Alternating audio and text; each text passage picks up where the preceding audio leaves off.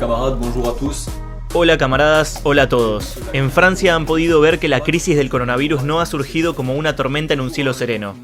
Unos días antes del confinamiento todavía seguíamos manifestando y haciendo asambleas generales contra la reforma de las pensiones. Desde 2016 hemos visto un aumento en la lucha de clases. ¿Pero qué pasó en 2016? Fue la lucha contra la reforma del Código Laboral, impuesto por un gobierno que se decía de izquierda, el del Partido Socialista.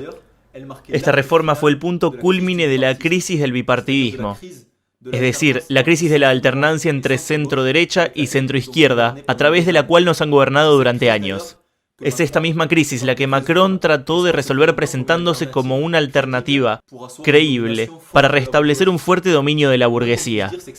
Pero lo menos que podemos decir es que sucedió lo contrario. En 2018 vimos la gran revuelta de los chalecos amarillos que ocuparon las rotondas y los grandes bulevares de París y de otras ciudades, y que consiguieron al menos durante unas semanas que el miedo cambie de bando.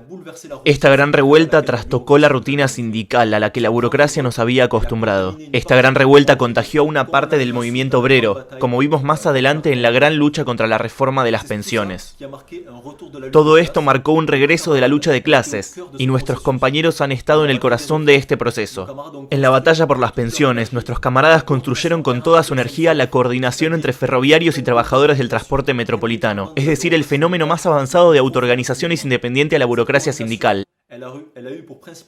La principal figura y portavoz de esta coordinadora es nuestro compañero Anas Kassib. Fue en este contexto de lucha de clases que el gobierno ha tenido que hacer frente a la crisis sanitaria. Y como mínimo, podemos decir que la ha gestionado de manera catastrófica e incluso criminal.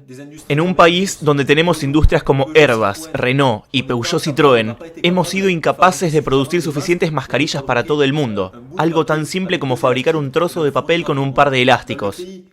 En el país donde se supone que tenemos el mejor sistema de salud mundial, no hemos sido capaces de abastecer con batas al personal sanitario, el cual ha tenido que utilizar bolsas de basura en su lugar y que se ha visto obligado a contar con la solidaridad popular para ejercer su trabajo, que consiste en salvar vidas.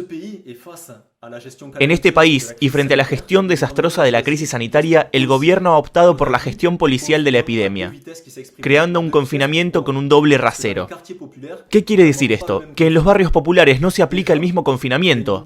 Allí sufren una doble pena. Los habitantes de estos barrios sufren una mayor propagación del virus.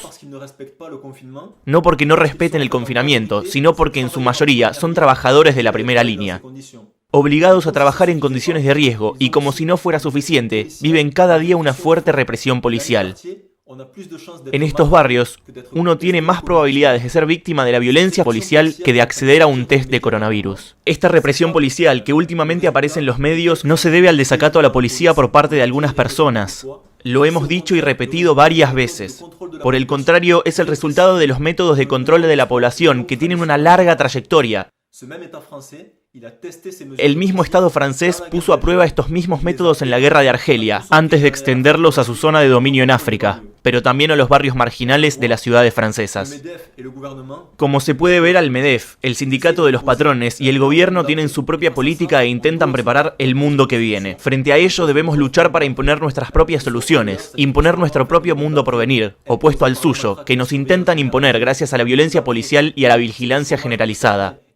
Un mundo donde habrá desempleo para algunos y dobles jornadas de trabajo para otros. Lo repito, debemos luchar por nuestro propio mundo post-pandemia. En la industria aeronáutica, sector en el cual trabajo, hemos luchado para cerrar la mayoría de las fábricas a mediados de marzo, porque considerábamos que no había nada esencial en entregar aviones a las aerolíneas que ya no tenían los suyos paralizados.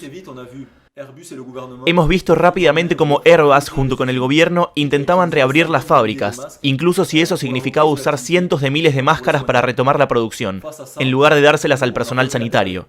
Frente a esto levantamos la voz con una consigna, la del control obrero. Porque tienen que ser los obreros los que controlen las medidas sanitarias. No tenemos ninguna confianza en nuestros patrones. Son los propios trabajadores los que tienen que controlar los libros de contabilidad, las cuentas de las empresas, sobre todo de aquellas que dicen tener dificultades para justificar los despidos. Para nosotros son los propios trabajadores quienes deben controlar y decidir lo que se produce o no se produce, y lo que es útil o no frente a la pandemia. Le hemos dado mucha importancia a este aspecto, a la necesidad de reconvertir la producción. Somos capaces de fabricar respiradores artificiales, mascarillas, gel de manos y todo lo que sea útil para hacer frente a la pandemia, y estaríamos muy orgullosos de poder hacerlo. Los patrones siempre han hecho oídos sordos ante esto. Ahora, después de unos meses de pandemia, algunos directivos empiezan a declarar cínicamente que van a reconvertir una parte de su producción para fabricar mascarillas. Pero que no nos engañen, lo hacen siguiendo su propia lógica, la lógica capitalista. Se empieza a ver en la venta de mascarillas a 5 euros en algunos negocios, es decir, un mercado rentable para abastecer. Lo hemos dicho alto y claro, es una política criminal. Nosotros no nos referimos a ese tipo de reconversión de la producción. Ellos reconvierten la producción con su lógica criminal. Es como si estuviéramos en un barco que se hunde y los capitalistas estuvieran subastando chalecos salvavidas. Esto ilustra su lógica. Nosotros no queremos reconvertir la producción de esa manera. No queremos vender el material al mejor postor, sino que queremos fabricar respiradores, gel, mascarillas y demás para todos aquellos que lo necesiten. Les doy un ejemplo.